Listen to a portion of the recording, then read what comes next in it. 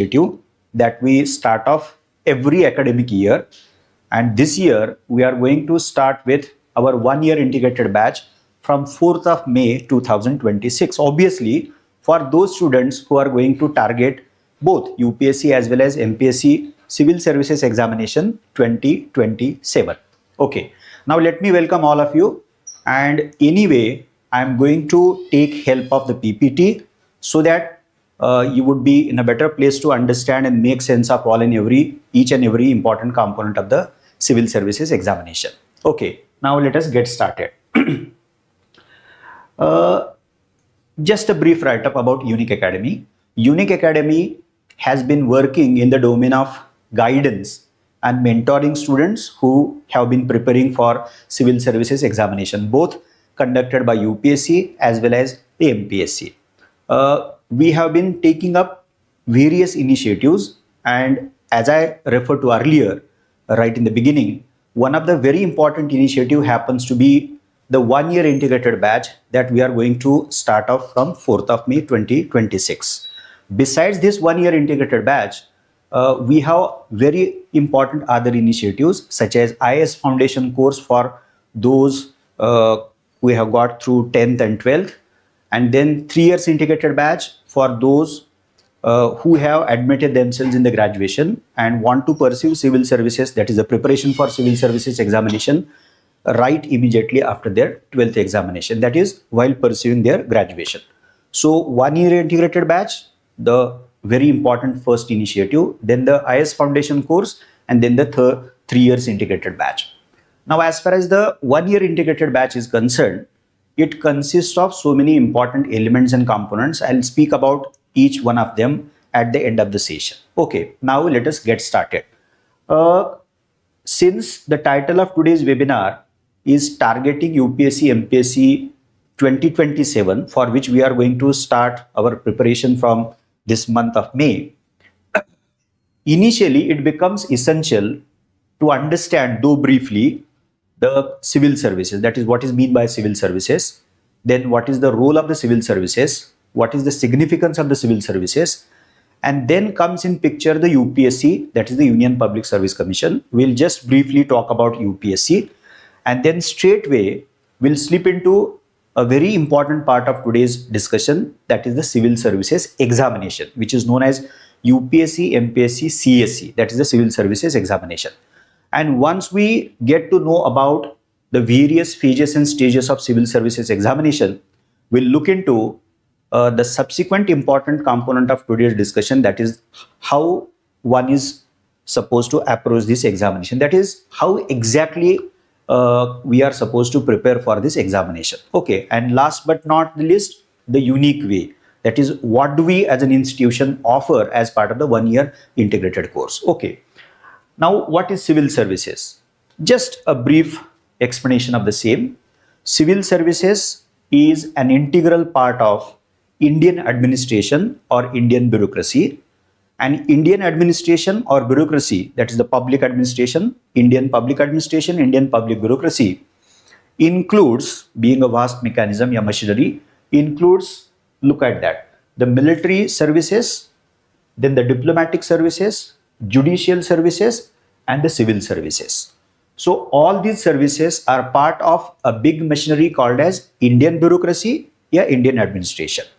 And one of the 4 public services happens to be the civil services. Okay, so this is one thing.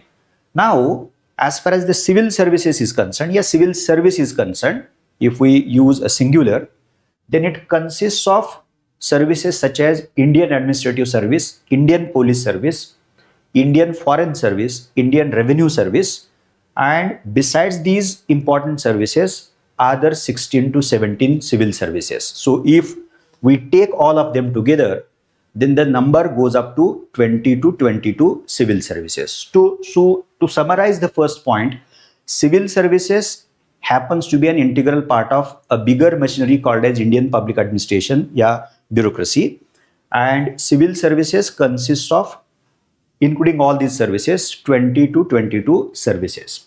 Now, what is the role of the civil service?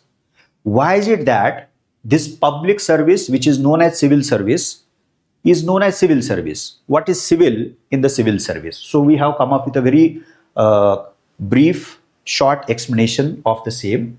The responsibility of taking care of the civic affairs. Let us underline that, which is a very important, rather the core aspect, element of the civil service. So what is the responsibility of the civil services? So civil service as a public service is given the responsibility of taking care of the civic affairs. Okay. And civic administration. So the word civic is very important, which includes, there are three aspects of that. So one is the revenue. The second one is the law and order. And the third one, broadly, the developmental. Okay. So what does the civic affairs, civic administration exactly consist of? So one is the revenue, the second is the law and order, and the third is the developmental function.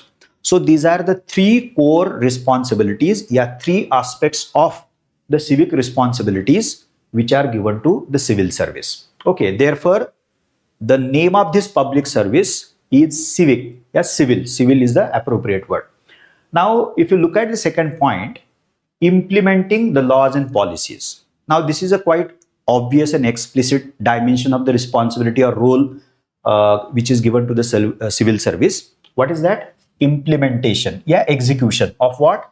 The laws made by our parliament and policies formulated by our government. So implementation. So this is the second important aspect of the responsibility. And the third one, which is equally important, to advise to whom? The ministers. Okay. And then to give input in both law as well as policy making. Okay, so this is the second important aspect of the role. So here we identified implementation, execution of laws and policies. But the subsequent aspect of responsibility of civil service, the role of civil service, is also equally important. Someone may even go to the extent of arguing that this is more important, because here a civil servant, civil service taken together, advises the ministers, okay, that is the government, members of the government, and give input to the process of, in the process of something called as the making of law and making of policy. So if we take all these 3 points together, then we would be better placed to get hold of the exact responsibility of the civil service. So let us summarize it. Civil service as a public service is charged with something called as taking care of the affairs of the civic administration, which includes the revenue, okay, then the law and order, and the developmental function. The same can be understood in the form of implementational role, executional role on one hand, and also advising one's own ministers and giving important input to the process of law and policy formulation. But here, this role is generally played by, undertaken by the senior bureaucrats, that is the senior civil servants. We have to always keep in mind that. Now, let us take it forward.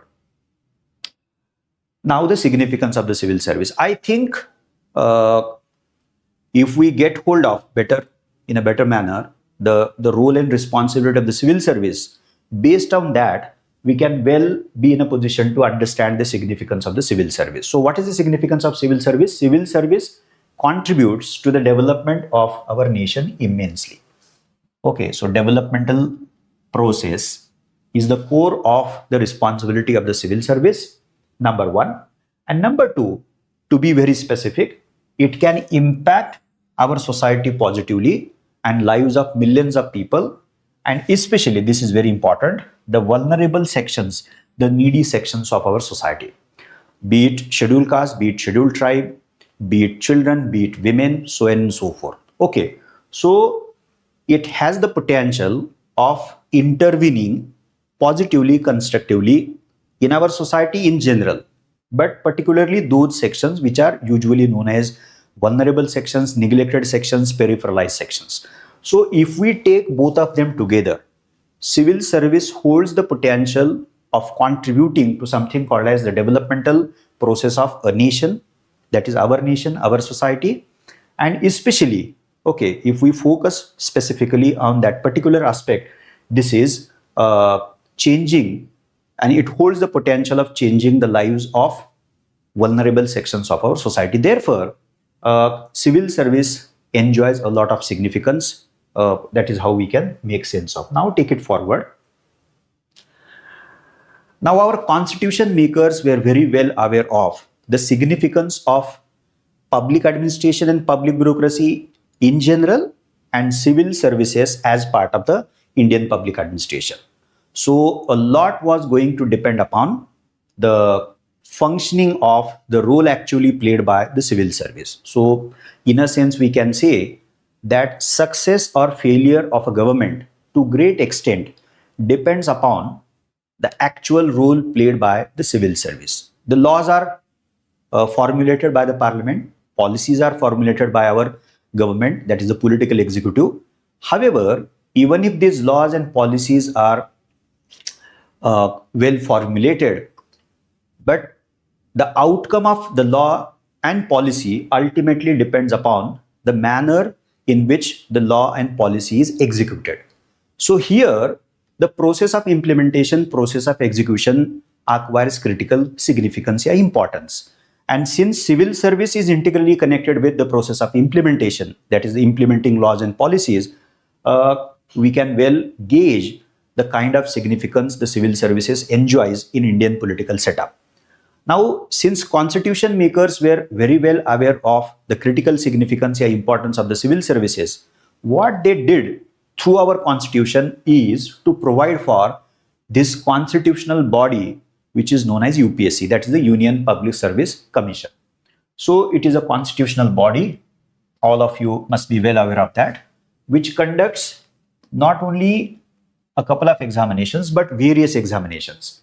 And one of the prominent examinations, one of the multiple examinations conducted by UPSC happens to be the civil services examination. Okay, so obviously this examination is conducted every year by UPSC in order to select candidate, qualified candidate as civil servant.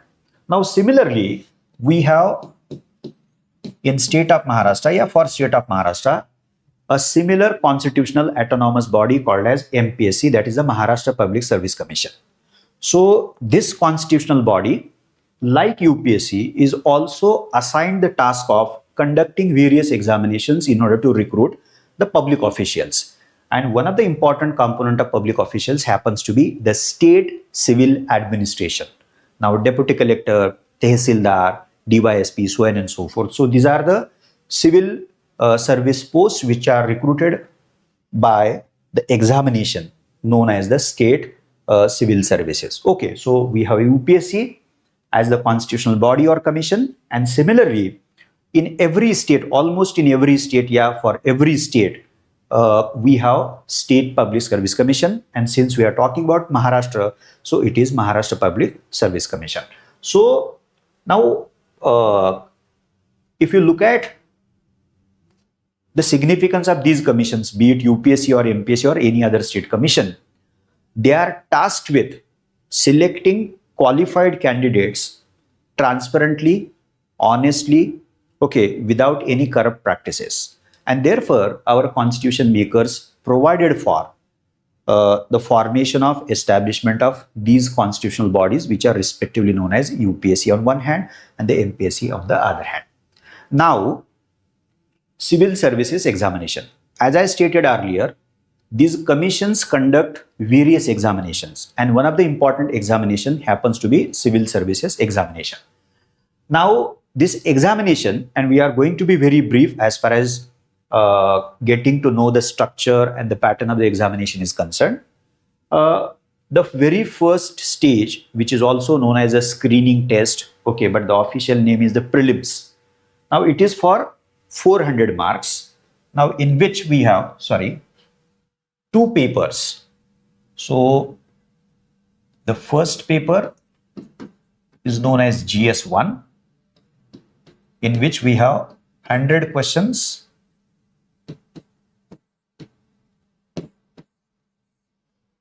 So this is GS1. Then we have GS2, but it is also known as Civil Services Aptitude Test, CSAT. Here we have less number of questions, 80 into 2.5, okay, is equal to 200. So this makes prelims the first stage of the civil services examination, which carries the weightage of 400 marks. Okay, now one thing. The second one, as far as the prelims is concerned, of the two papers, so GS and the CSAT happens to be just a qualifying paper, which means out of 200, you have to secure 33% marks. Yani ki 66.66, we can make a round figure, 67 marks out of 200. So this is just a qualifying paper. Then what happens once you qualify in the CSAT, then ultimately whether you are going to get through the prelims or not depends upon the score you secure, okay, in the GS paper. So as far as the prelims is concerned, A, you have to qualify in the CSAT paper by securing 67 marks. I am making a round figure. And then subsequently, you have to target achieving more number of marks as far as safe score as far as the GS1 is concerned. Okay. Number 2. Number 3, the last point as far as the prelims is concerned, what is the nature of the preliminary examination? So there are 4 keywords. Prelims basically is an objective kind of examination. Okay. Then it is based on multiple choice questions, MCQs. It has got negative marking system. For every wrong answer, you are going to get penalty. Okay, so it has got negative marking system. And basically, prelims is a qualifying test. So it is objective in nature. It has got MCQ pattern, negative marking system, and qualifying. So unless and until you qualify in prelims, you are not going to get the chance to write the mains examination. Okay, so this is the broad outline of the preliminary examination as far as the civil services examination is concerned. So we have got 2 papers. The CSAT is qualifying. Okay, then ultimately whether you succeed in the prelims, yani ki get through the prelims or not, depends upon the score you secure in GS. And what is the nature of preliminary examination? Objective, MCQs, based on MCQs, it has got negative marking system and it is qualifying in nature. Okay, now let us take it forward.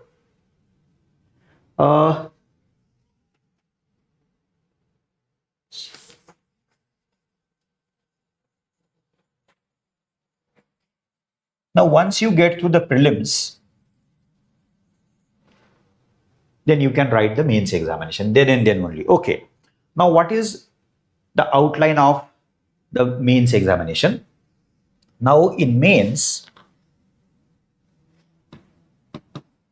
we have GS, we have optional, and then we have, I'll write here, we have essay.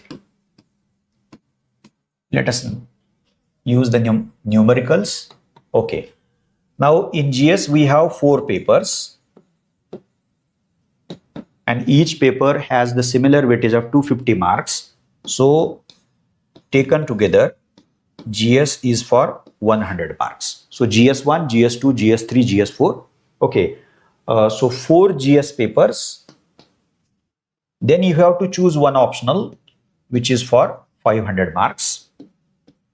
And this optional is split into 2 papers. For example, if you have political science paper 1, 250 marks, and political science paper 2, 250 marks. So 500 marks. Okay.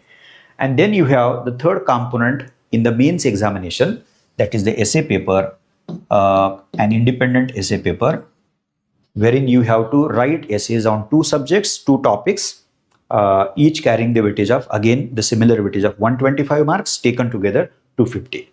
So 1000 for GS, 500 for optional, and 250 for the essay paper. Now, besides these 3 components, the UPSC and MPSC mains examination have 2 more papers. And these two more papers are known as language papers. And as far as the UPSC is concerned, in UPSC A, that is the first one, the Indian language paper, and the second one is the compulsory English. Okay. And as far as the MPSC is concerned, in MPSC we have compulsory English as one language paper, but the second language paper that you have to choose invariably while writing MPSC is the Marathi. Okay. So that's the only difference. Number one. Number two, these two language papers have the weightage, yani ki carries the weightage of similar weightage of 300 marks. Number two. Number three, so for English 300 marks, Indian language papers, if you are talking about UPSC, 300 marks. If you are talking about MPSC, again compulsory English for 300 marks and Marathi for 300 marks. So two language papers carrying the similar weightage of 300 marks. Okay. Now both the language papers in UPSC as well as MPSC are qualifying in nature, which means you have to secure in each paper 25% marks. So out of 300, say for example in English, in order to qualify in that paper, you have to secure 75 marks out of 300. And similarly, Indian language papers in UPSC, you have to secure 25 marks, means 25% marks means 75 out of 300. And same applies to MPSC language papers. Okay.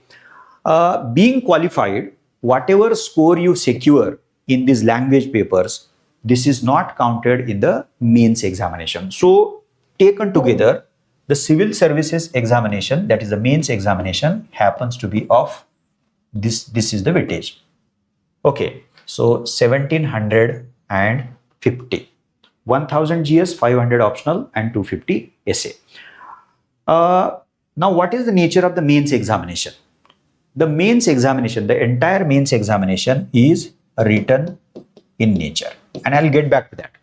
Written का मतलब ये है, you have to read the question and then answer that question in a descriptive manner. You have to write it down.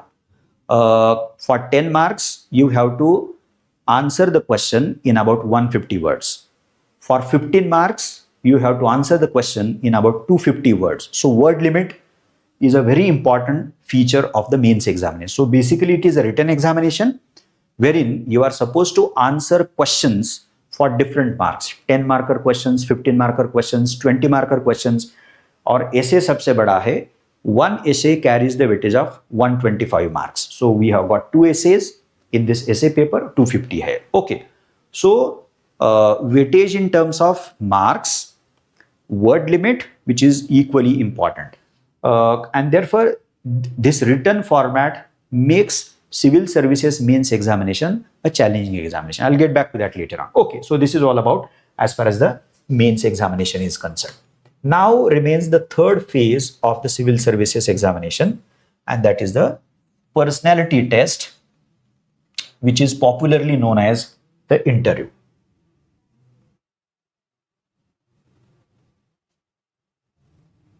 Okay, personality test, which is popularly known as interview, which is for 275 marks.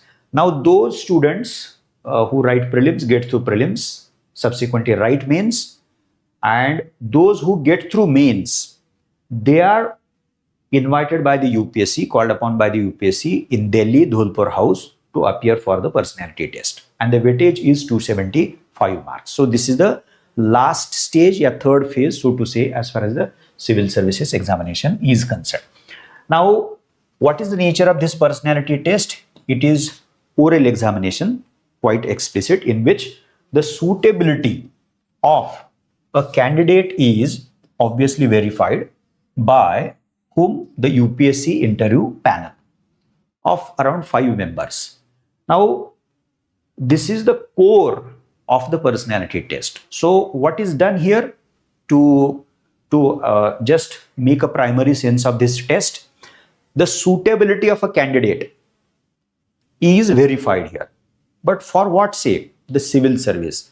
And a while ago, we looked into two very important aspects of the civil services. So one is, what is the responsibility? The civic affairs and civic administration. One, the revenue. The second, the law and order. And the third is the developmental role. We understood the same thing in the form of the second point, that is implementation of laws and policies. And also we looked into another important aspect of the role, responsibility of the civil service, that is advising the ministers and thereby contributing to making of laws and policies. So the suitability is reviewed, is scrutinized, is assessed for which post, for what purpose? To select you in order to recruit you as a civil servant. And therefore, knowing responsibility, the role and significance of civil services in general is very, very important. Okay, which has got 275 marks. So thus, this is the broad outline of the civil services examination. So 3 stages, and each stage is designed in a very different manner. The UPSC has prescribed the syllabus for both prelims as well as mains, detailed syllabus undoubtedly. The pattern is also prescribed by the UPSC. And as far as the third test is concerned, that is the third stage personality test, per se, it does not have any formally prescribed syllabus. Okay, so that's it as far as the outline of the examination is concerned. Now, we enter into a very important aspect of today's discussion. Preparing for the civil services examination. Now, for any purpose, whether you decide to write the civil services examination or any other examination, what we are initially supposed to do is to go for primary steps. Okay. Now, what are the primary steps as far as a beginner is supposed to take up? And here we have outlined very clearly, explicitly those primary steps. Number 1, understanding the nature of each stage. So, what is the prelims? We just briefly discussed that. Then the mains examination. Okay. And then the interview. Okay. Now, we know for sure the 3 stages at least in a primary sense. But to get hold of each stage of the same, the second important step to be undertaken by you is this one. What is that? Comprehending the syllabus very, very carefully. And as I stated earlier, UPSC as well as MPSC have given us syllabus for prelims examination, though it is outlined briefly, given briefly. But as far as the main syllabus is concerned, both commissions have provided for prescribed syllabus for mains examination in detail. Okay. So comprehending syllabus means reading the syllabus 2 times, maybe 3 times, maybe 4 times. You can also make it a point to write it down so that you can get hold of the scope of the syllabus, all the chapters which are part of the syllabus. Then each and every chapter may in turn consist of subtopics, sub-elements, so on and so forth. So read it 3 times, 4 times. It would definitely help you in better comprehending, understanding the syllabus per se. And then importantly, this is a very critical stage, even if it is a primary stage, it is very, very important stage as far as the beginning of the preparation for civil services examination is concerned. And what is that? Analyzing, if we want to use the short form, analyzing the PYQs, previous year question papers. Okay. Now, as far as the prelims is concerned, the existing pattern of UPSC was introduced in 2011. And as far as the mains UPSC is concerned, the existing pattern was introduced, that is adopted in 2013. So as far as UPSC prelims PYQs are concerned, okay, you can get back to 2011. So PYQ analysis, for example, just a second.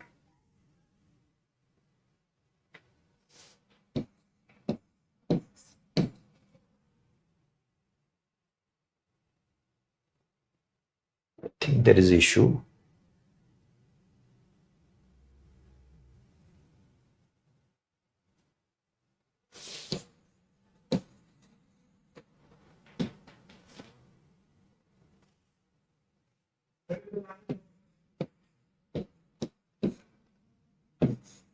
Prelims from 2011 to 2025. You can even add 26, which is scheduled in the month of May. Then you have MPSC. Okay, so roughly you can say for prelims 2012 to 2025. And as far as the mains is concerned, so this is prelims. So similarly, you can take up the same exercise. So for UPSC, as far as the mains is concerned, you can well start from 2013 to 2026. अब 6 का तो हुआ नहीं है, you can say 25. And as far as the new MPSC is concerned, so MPSC introduced a different pattern for the mains examination. I am sure most of you must be well aware of the fact. Okay, so you are supposed to look into that as well. Okay, and the MPSC mains examination as per the new pattern is still going on.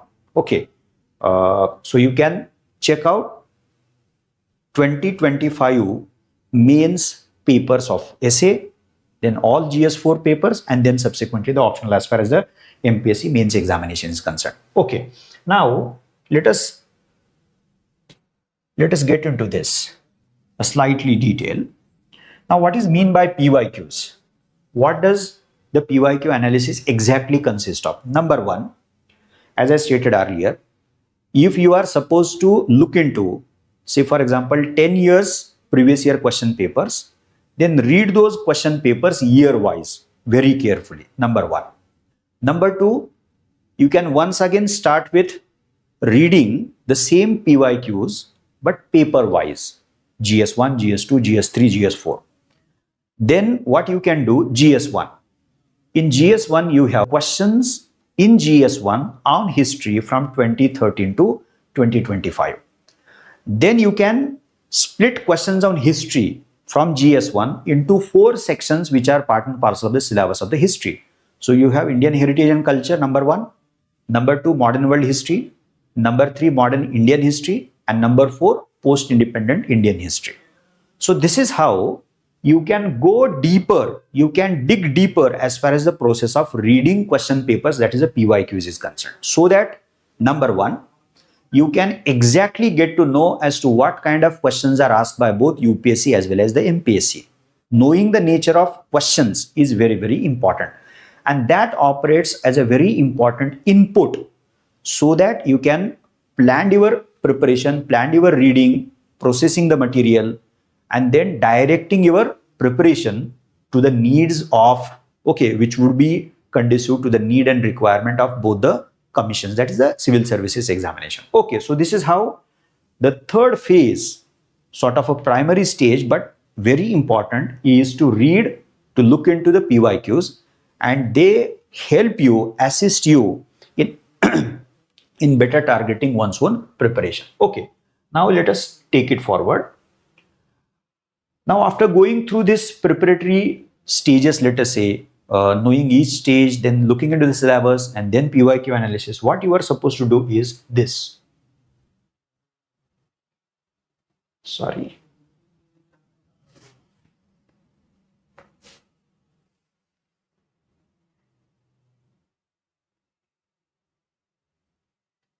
Just a second.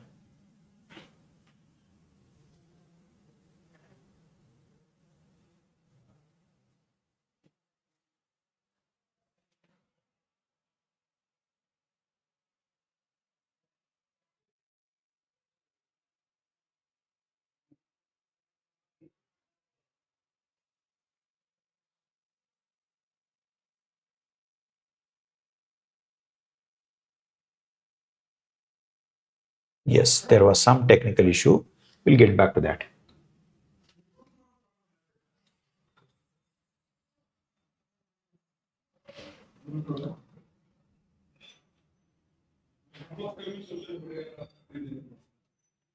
Now, this is something which is very, very important. Sorry for the technical glitch.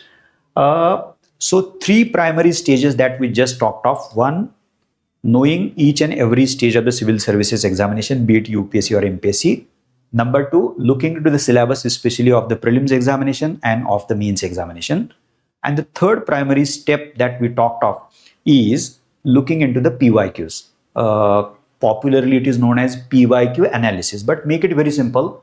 Read the previous year question papers thrice, maybe 4 times, very, very carefully. Okay.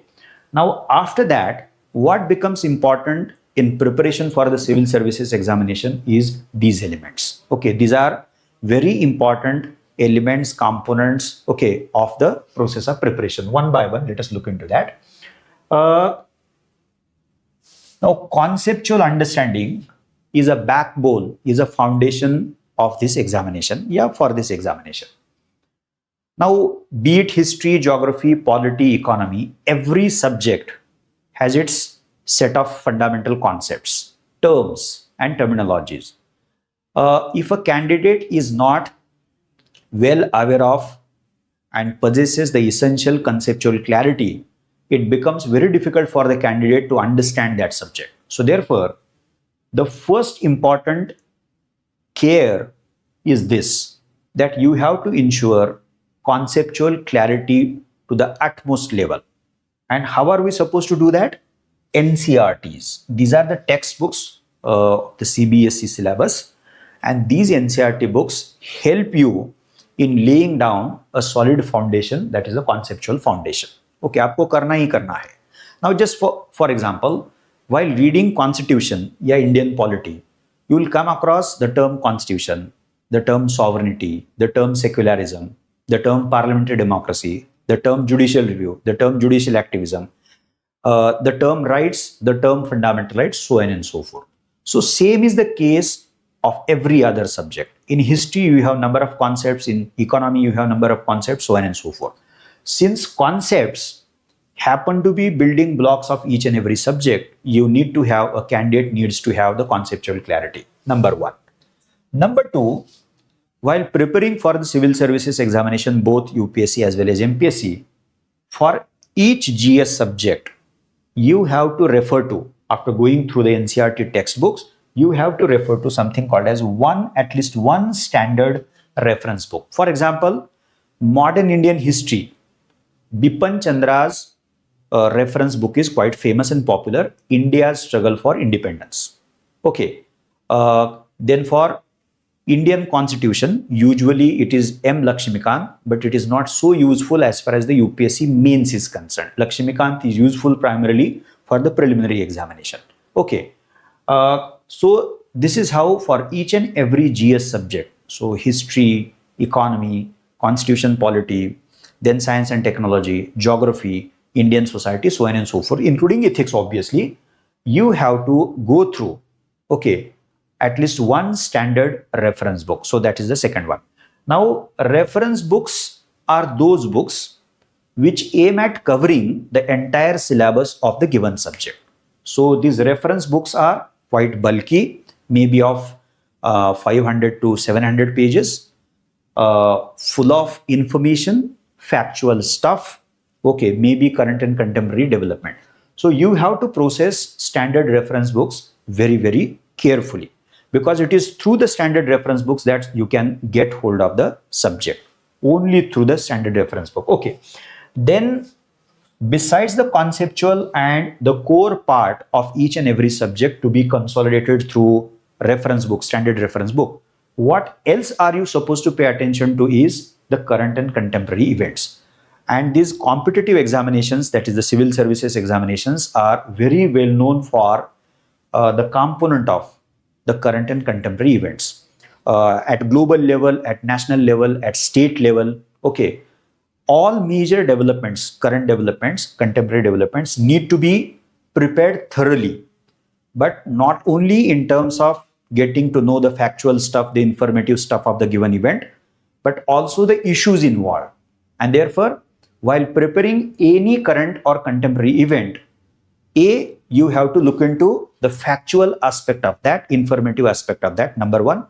Number two, you have to also look into the analytical aspect of the same event or development. Okay, factual चीजें करने से काफी नहीं होने वाला है, आपको बाकी भी करना पड़ेगा. Okay, number three, which is very important, therefore, micro notes या short notes, especially when it comes to preparation for if you are preparing for the mains examination, micro notes or short notes are compulsory. They are must, because you have 4 GS papers.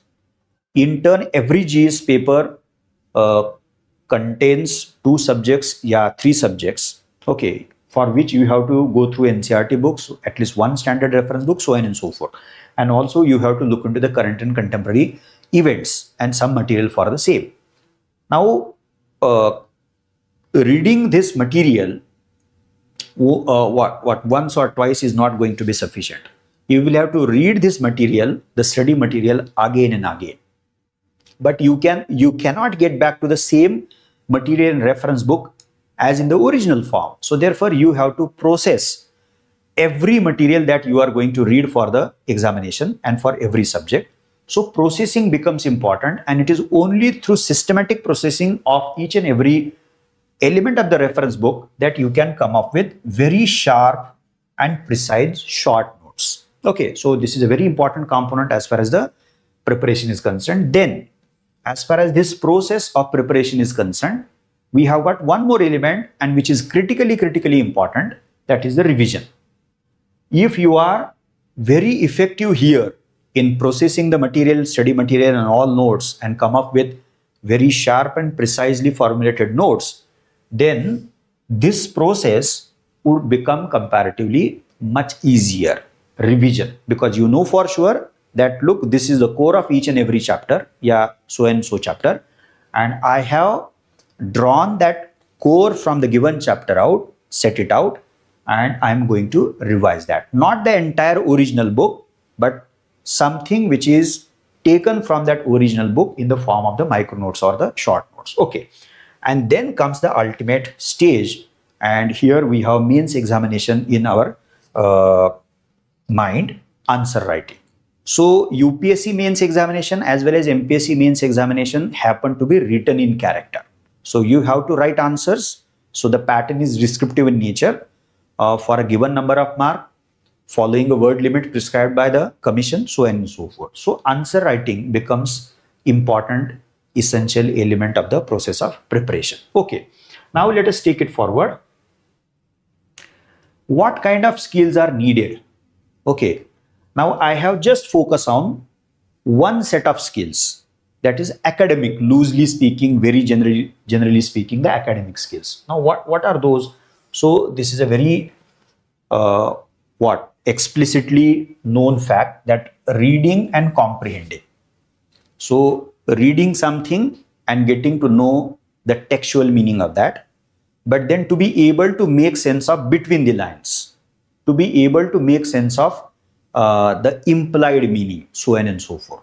So comprehension, हमें रटना नहीं है, rote learning उसके लिए जरूरी नहीं है. हाँ, facts के लिए, information के लिए आप वो कर सकते हो, but comprehension का मतलब to be able to make exact sense of what the position, the mindset, the rationale of the writer.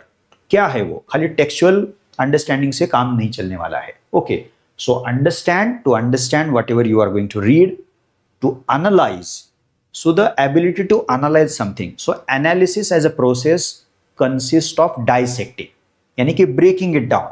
So you take a packet, you break it down into its essential parts, and then after breaking down, what you subsequently do in the process of analysis is to set out those elements which are causes, and subsequently to set out other remaining elements from that packet which happen to be the consequence of that. So या effect भी आप कह सकते हो उसको, consequence, outcome या effect. So analysis as a process, simply speaking, involves या contains establishing cause-effect relationship. यानी कि you have to read the stuff, the study material very carefully, reflectively, and then you have to involve into the process of dissecting something. So बार बार पढ़ने से ही होगा, otherwise वो नहीं होगा. Okay, so to analyze, and then if we are thorough about here in understanding as well as analyzing things, that is the study material, then you would be in a better position to prescribe. Because let us not forget the fact that you would be writing this examination in order to get selected, get qualified for civil services.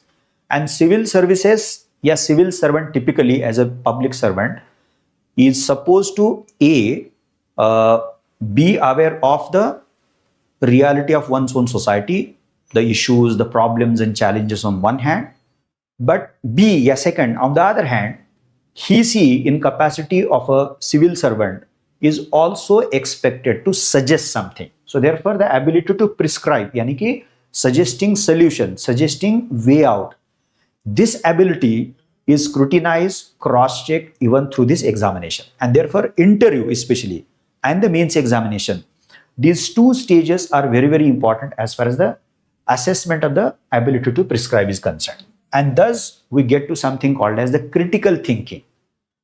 आप पढ़ने तो बहुत सारा हो, पढ़ने वाले तो बहुत सारा हो, so you are going to read NCERT, one standard reference book, newspapers, so on and so forth, study material, class notes, etc., etc. But again, I'll repeat it. This examination is not known for the rote learning. You have to read very carefully. You have to read again and again, but in a reflective manner, not to mug things up, but to think about in a deeper manner, in a reflective manner, and get hold of the exact gist of the argument. So this is how we have to develop critical thinking ability.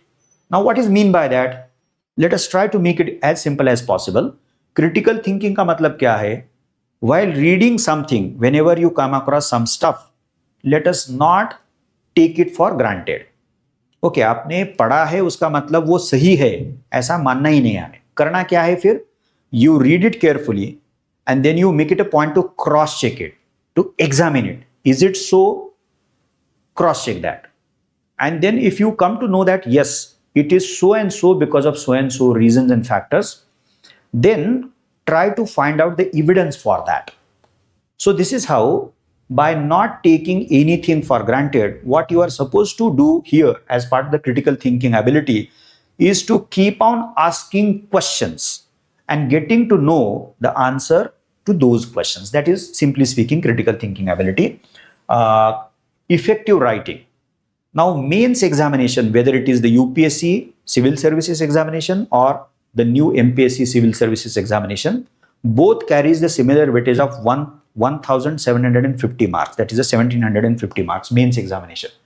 And mains examination is written and descriptive in character. So therefore, when it comes to mains examination, if you want to secure a good score, excellent score, then besides getting hold of the entire syllabus, all papers, understanding, gaining knowledge of each and every stuff of the syllabus, what else becomes important, and that too critically, is the ability to write effectively. So effective writing skill. तो आपको पढ़ना भी है, process भी करना है, micro notes निकालना है, and then you have to write it effectively. Okay, so अच्छा पढ़ने से the habit of good reading, consistent reading, processing material very sharply, making micro notes, revising those notes, and then practicing writing answers. All these are part and parcel of developing this ability called as the effective writing ability. And then comes the next subsequent skill, that is the communication skill. And this skill becomes important for the, and this is quite obvious, for the last stage, that is the interview era personality test. Okay, which has the weightage of 275 marks. Okay. Now let us take it forward. This is the last one. Okay. Now the unique way. Right in the beginning, I did refer to one of the very important initiatives taken up by Unique Academy every year. And we are going to start this year from 4th of May. Okay, 2026. That is the next month. Now, what is the unique approach? What is the unique way that we are known for as far as that one-year integrated course is concerned? An elaborate teaching program for all three stages. So we start off with the mains examination, and the course takes care of the mains examination, and a slot of 7 months is dedicated for the mains examination. Then the subsequent 4 to 5 months are exclusively utilized for the preliminary examination. So you subsequently write prelims, qualify in prelims, write mains, and after your mains, we take up the third part of the program, and that is the mock interview program. So thus, our one-year integrated batch, course, is known for an elaborate teaching program which caters to each and every stage taken together, all three stages. We begin with mains preparation, followed by the prelims preparation, and once you write the mains, then we take up the third important aspect of the program, that is the mock interviews and the other stuff. We at Unique Academy have a team of more than 20 experienced teachers and faculty members, and that is a very important element, rather the salient features of the Unique Academy. They are quite experienced. They have experience of about 15 to 20 years of teaching their own subject. Okay, so therefore that's another one. The third one, now this examination is quite vast as far as the scope is concerned, and therefore relevant precise study material plays a very significant part, and we provide that. And this study material contains the study material catering the static part of the subject or the examination, as well as the current and contemporary part of the same. Subsequently, as we have been referring to that, when it comes to the mains examination, your understanding is one part, but to be able to put across that understanding to meet the requirement of the question, what you require here is the effective writing skill. And as part of 1 year integrated batch, we focus on improving both the skills. So one is the writing skill and the other is the communication skill, which is part of the mock interview program. Now, in order to prepare students to better approach prelims as well as the mains examination and obviously the personality test, what we do here is the rigorous test series. And our institution is known for that. You can check out our YouTube channels and get to know the way and manner in which the mains test paper are assessed. You can look into that. Also, you can watch the videos of our this year's topper as far as the mock interviews are concerned. So be it prelims, be it mains, or be it interview, we expose our students to different kinds of tests. Okay. Last but not the least, this is a unique feature of the Unique Academy. We believe in something called this, the individual guidance and mentorship. Now, there is a framework. There are certain rules of thumb which apply to each and every student. There is no doubt about that. So that would be a very general framework. However, we believe that each and every candidate, each and every individual is peculiar in his her own way. And that peculiarity is sought to be understood well, and keeping in mind the particular background of the student, socioeconomic background, as well as importantly the academic background, the educational background. What our faculty members aim at here is to cater to that particular peculiar need of each and every candidate. So therefore, we encourage every student to interact with each and every faculty, share one's own doubts, not only academic doubts, even the non-academic doubts. Okay.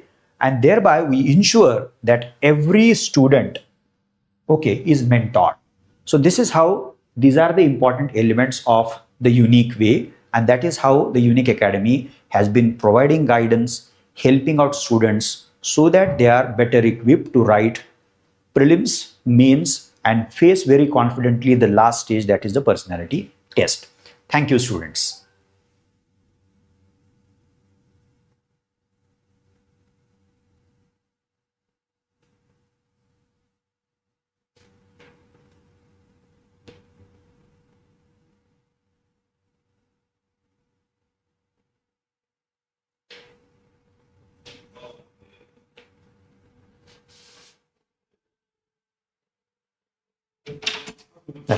नमस्कार.